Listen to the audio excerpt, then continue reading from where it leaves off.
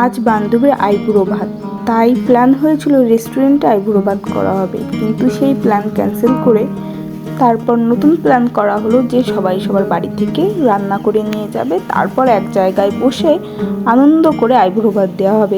আমি নিয়ে নিয়েছি ভাত, ডাল, চাটনি, পাঁপড়, 5 রকমের ভাজা। এই ভাজার ভিতর পেঁয়াজি, বেগুনি, বেগুন ভাজা, আলু ভাজা আর একটা শাক ভাজা আছে। আর আইবুড়ো ভাতটা হচ্ছে আমার আর একটা বান্ধবীর পার্লারে, তো সেইখানটায় এসে আমি থালায় সব ভাজা ভাত সাজিয়ে নিয়েছি, বাটিটা পরে তুলবো।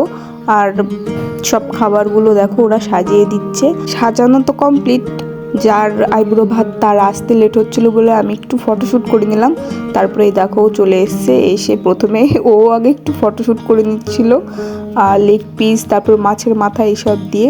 আর এখানে ছিল ভাত, ডাল, মাছ, মাংস, চাটনি, পাঁপড়, দই, মিষ্টি, 5 রকমের ভাজা আর ফল।